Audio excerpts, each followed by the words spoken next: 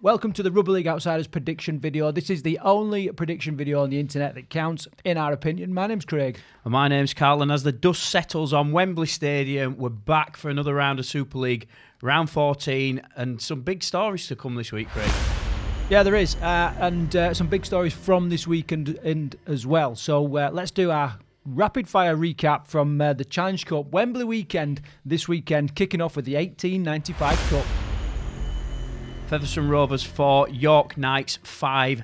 A game that didn't have a try. Can you believe that I'm saying that? Yeah, I mean, it was. It looked like it was incredibly well contended and finished off in golden point, which is always great for a final. Yeah, two goals from Ben Reynolds, 2 goals from Liam Harris. It went to golden point. It was they just scrambled for position, and York came out on top with a drop goal. Dramatic finish to a dramatic game.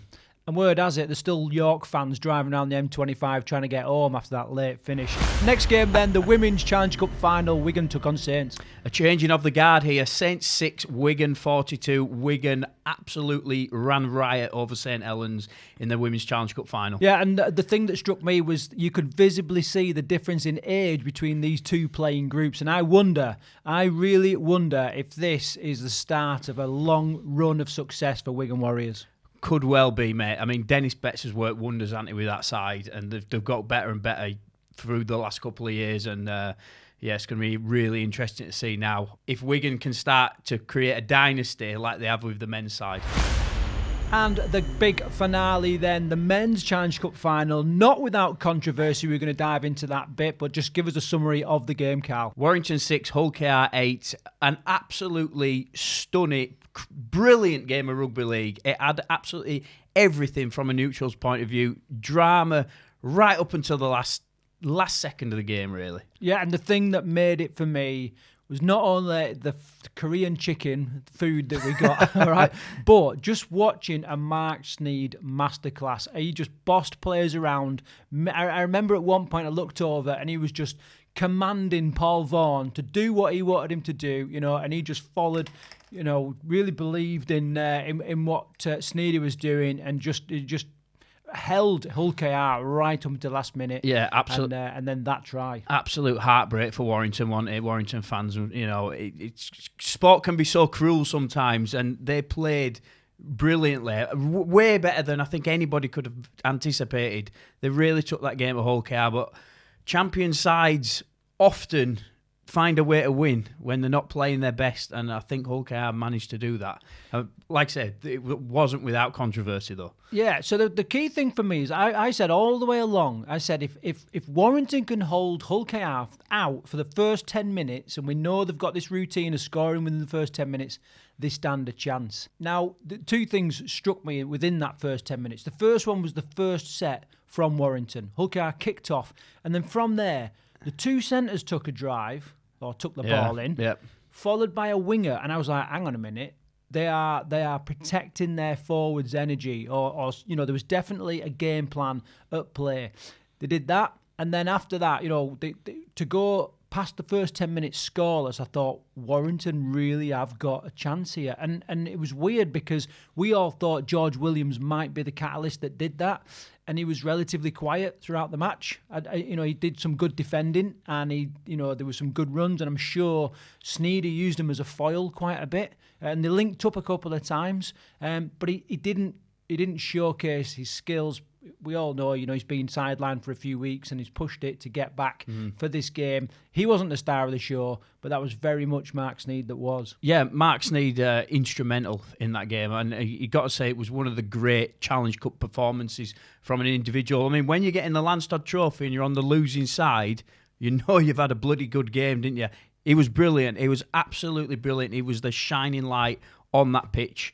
Like I said, though, it proved not to be enough in the end, and they just couldn't get that killer blow when they needed it. And Hull KR's defence, I thought, was absolutely heroic for 20 minutes when they were under the pump, and actually, that's where they won the game, I think. Right, our predictions for this week are coming up right now. However, if you want us to go deeper into this topic of the Challenge Cup final, see a little bit of behind the scenes, see what happens in the media suite and that kind of thing, and also our reaction to the very heartfelt press conferences at the end of the game, then check out the video, which we'll link up in the corner and down in the comments below for more in-depth coverage on that. Right, Karl, let's jump into this week then. So this weekend kicks off on Friday the 13th. Is that an omen?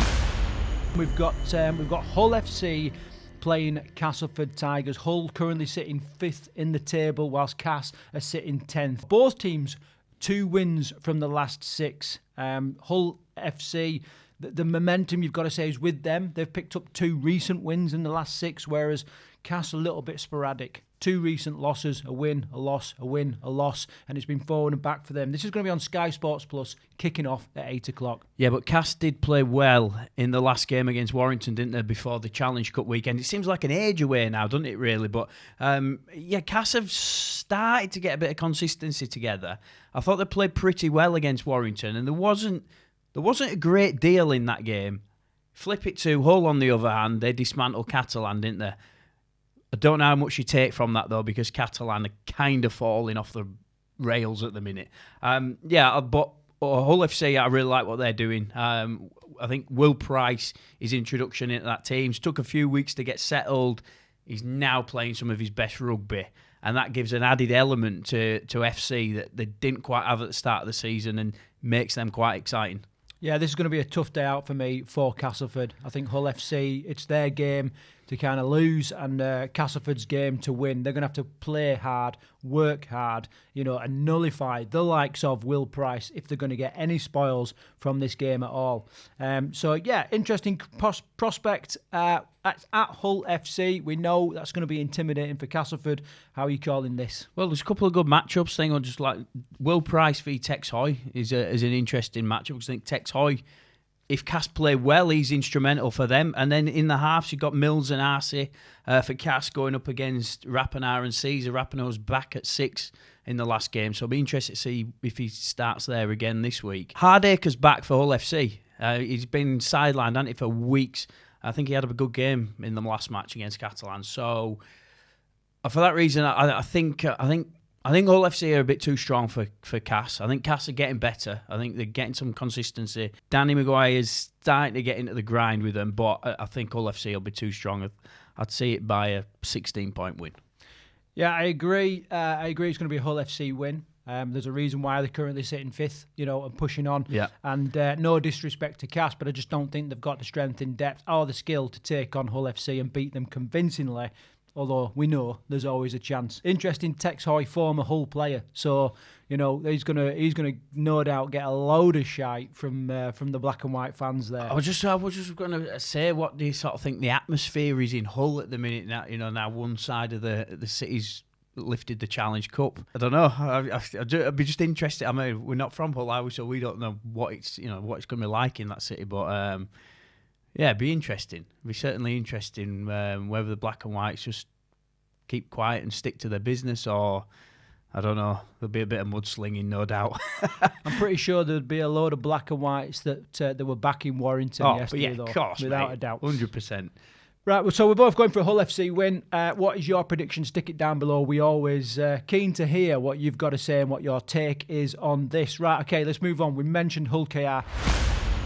The next game then, Hull KR versus the Catalan Dragons. Hull KR, 6 from 6, including this most recent win at the Challenge Cup final, and also including a 36-12 win against Catalan recently. Catalan, 1 from 6, a woeful record as it stands at the minute. This is on Sky Sports Action at 8 o'clock. I ain't got the stats in front of me of how many points Catalan have conceded in the last few games. I think I mentioned it in the last show. Is it like up near 200 points or something that they've conceded in the last four or 5 games or something? With very little response as well, yeah. Yeah, so the wheels are falling off. I think what you've got to say for OKR is this game couldn't have come at a better time, could it? I mean, you win the Challenge Cup, everybody knows they're going to be partying today as we record this. Huge celebrations at City Hall, taking the Challenge Cup to town. it's going to take a few days for the dust to settle on what they've just achieved. It's been a long time, hasn't it, since they won any silverware. You've then got to get back into the grind, haven't you, and focus back on Super League very quickly. What I was going to say as well is they'll be beaten. Like, I mean, Elliot Mincello, although he's smiling and joking, and he was buzzing, like he was visibly battered. Like, you know what I mean? And I think Warrington really smashed him up. So they'll be feeling that as well as some thickheads as well with a couple of pints. Yeah. So I think what you've got to say is if there were any team you wanted to play after Challenge Cup final weekends, probably Catalan or Salford or at home. Yeah, at home. So I think this is a good fixture for them. The fact that it's on a Friday probably doesn't help too much, but it'll be a celebration game, won't it? The stadium will be absolutely packed. All the fans are going to want to see their heroes. It should make for a great occasion. However, I can't see Catalan. I just can't see him competing at the minute. They're just miles off. The Theo Farge and Luke Carey in the halves last week, the last game, they didn't create anything. It's one-way traffic for me, this. Even with a battered Hull KR side, I think the Robins will come out easy winners. Yeah, I mean, everything's in Catalan's favour at the minute. They've had a 2-week break. Hull KR been battered, but then I remember Willie Peters in the press conference talking about the reason why he had Mickey Mack playing, because he's one of those players where you're lacing up your boots in the change rooms and you look at him and you think, yeah, I can rely on this guy. And I think they're going to look round that Hull KR change room knowing that they're Challenge Cup final winners, and they're going to take so much solace from that. They can go out there, they'll just do their normal routines and processes, job done, and I think they can do it at half pace, if I'm honest, against Catalan. So it's a Hull KR win. Yeah, controversial comments there, mate. I mean, Bichet and Elliot Whitehead were both missing in the last game, and they're pretty big players for Catalan. I don't know if they're going to be back this week. Probably the couple of weeks' rest has probably done Catalan some good.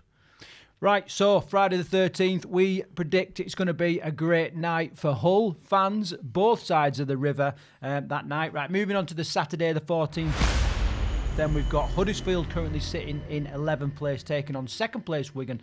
Huddersfield won from the last 6 with a win over Hull FC, and Wigan 6 from 6, flying high and doing incredibly well. This kicks off at 3 o'clock and it's on Sky Sports Plus. Got to feel sorry for Huddersfield, haven't you? I don't know really much to say about them. Huddersfield in the last game, well, we spoke about it in our last show, didn't we? They started pretty dreadful against Leigh. They got defensive reads all wrong. I mean, literally didn't put a hand on some players as they went through and scored. But they found something in attack in the second half, and I think they've got to hold on to that. They've got to take that into the next game and try and build on that. Hopefully Luke Robinson's had a chance to get a few troops back, and George Flanagan is key for Huddersfield if they are to create anything. He had a great game last time out. Yeah, it'd be a mega matchup, him against Bevan French, really, really test themselves, both wily, agile, fast, great skillful players. So the old dog taking on the wily fox. So it'd be good to see how that unfolds. Wigan, some of them players, remember in their most recent game, they rested a load of players and played a load of kids. The rest, they rested a few, didn't they? Like, I think French started on the bench. There was a few other players brought in. So I think Wigan are going to be. They've had 2 weeks off. They're going to be fresh and they're going to play Huddersfield. So my point is, some of them had 3 weeks off. Oh yeah, true.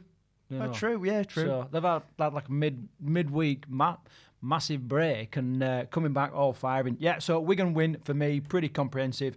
I hope Huddersfield kick on from the last game because they was markedly stronger than they have been recently. Just mentioning a couple of players. Do you think Tom Burgess has offered much to Huddersfield this year?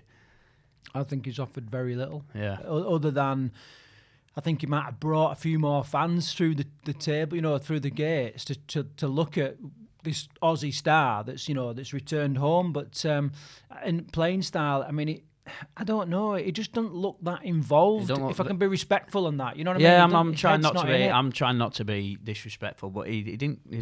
Last game, he didn't quite look fit to me. And he didn't offer much at all, and I think he's your marquee signing. I think you've got to expect a little bit more from him, and he's going to have to help them front up in the pack against Wigan.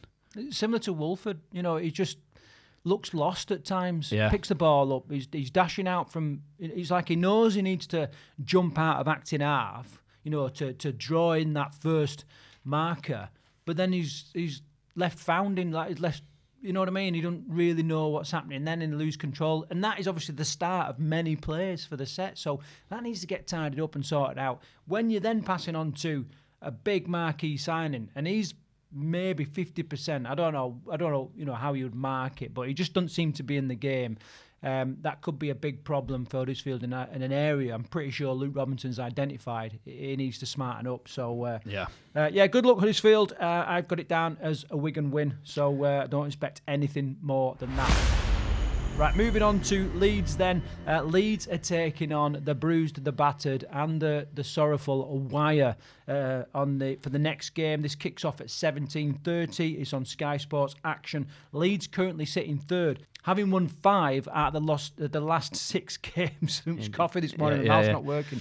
And Warrington, 2 from the last 6. Although that performance at the weekend, that could really be a signal of intent.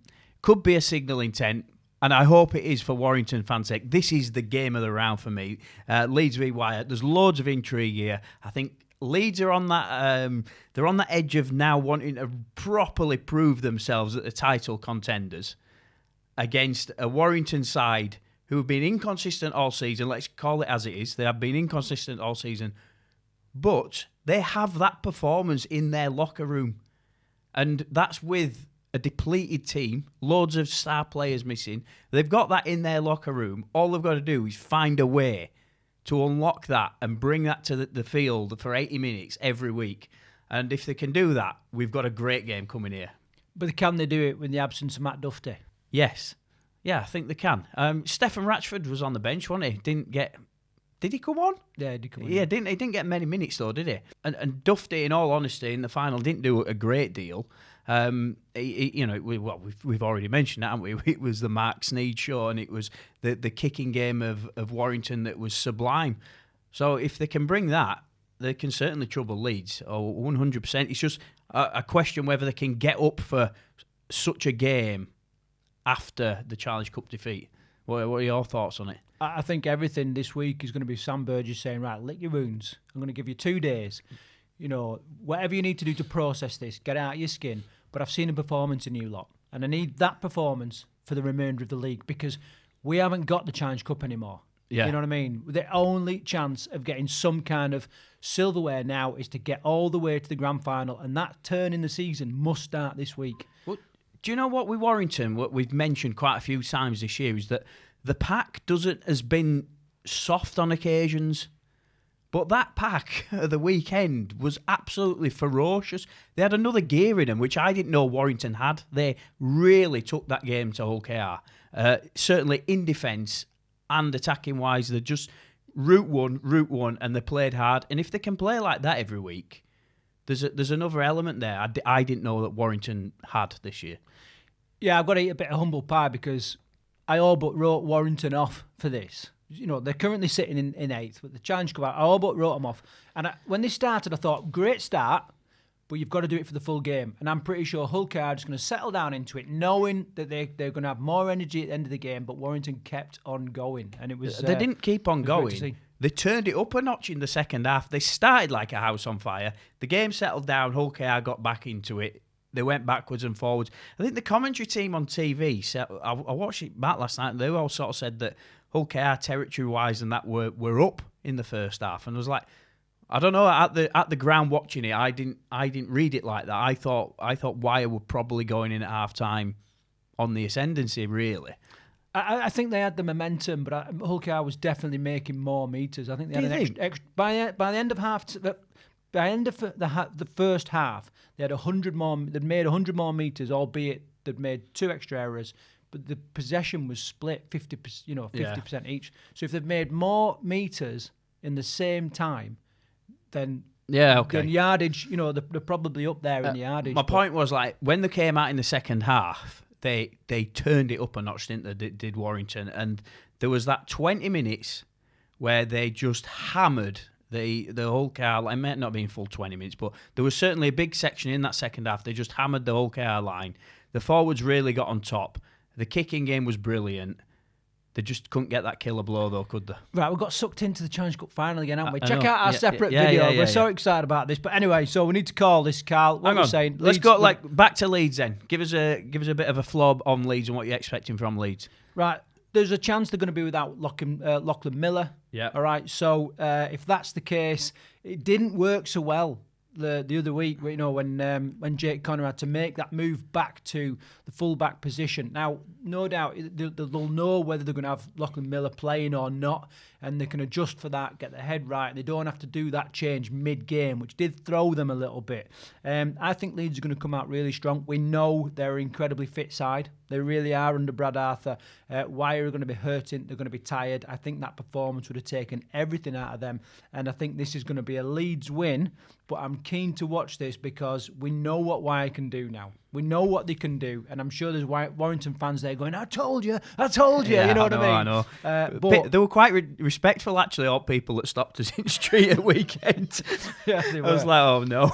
There were people like put it on us, though. They were like, have you changed your prediction? Have you changed it? And I was like, no, we're standing fast. I think we need to do a regional show and depending on where we're sending it out, but different predictions.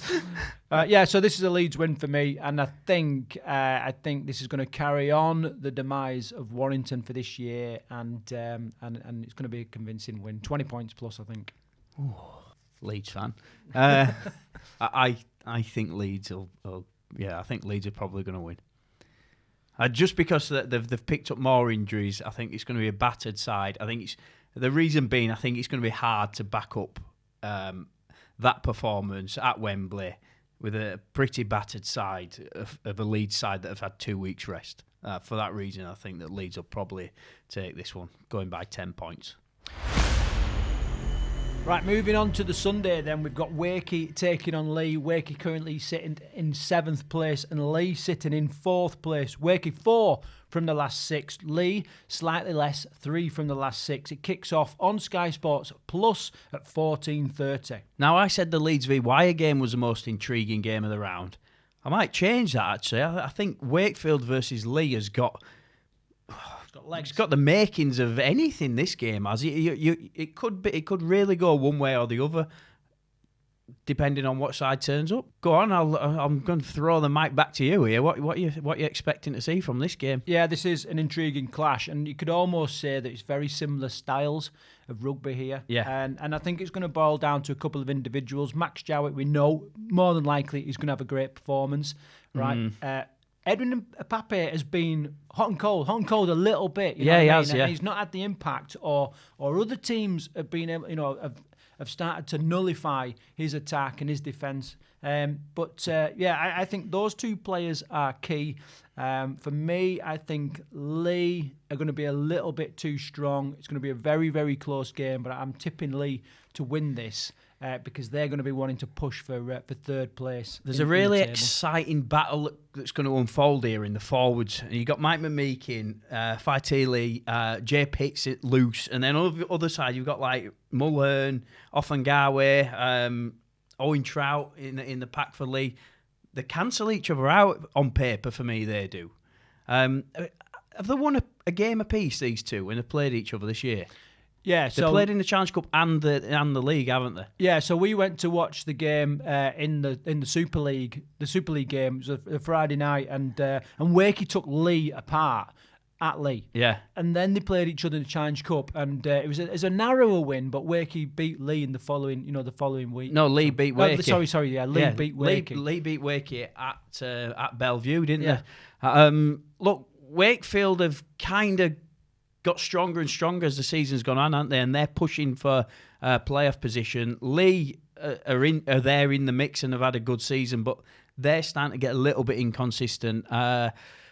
Difficult one to call this. I tell you who's been playing really well as well. It's pretty new into the side this year. Ben McNamara for Leigh, I think, is having a good season. And he's mixing well with Lamb. I think that's quite a nice combination going there. Who have you gone with?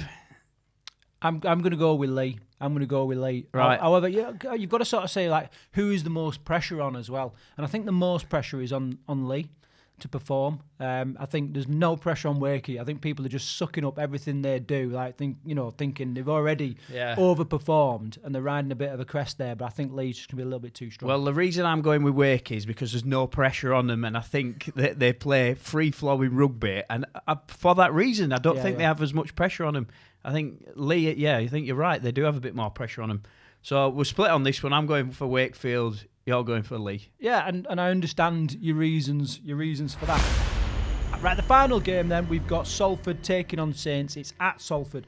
Salford, of course, sitting in 12th place with all the problems that they've faced this year, and Saints currently sitting 6th, holding that final place in the playoff spot.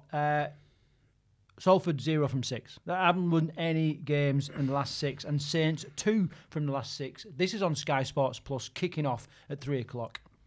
So they had 2 big wins, didn't the Saints? And we thought they might have been getting back on track. They had a big win against Catalan. They had a big win against Huddersfield. I think maybe the sides that they were playing was papering over the cracks a little bit with Saints.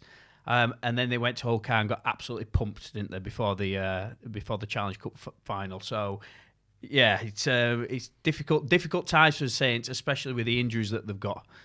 Yeah, but I mean, not as difficult as it is at Salford, So, I mean, we say this every week. I'd love to pick out an interesting match up here, and you know what I mean, and give Salford a leg up and a bit of a chance. But even on an inconsistent Saints that's blowing hot and cold, I don't think they're going to pick up a win. Salford have conceded 220 points in the last 4 games.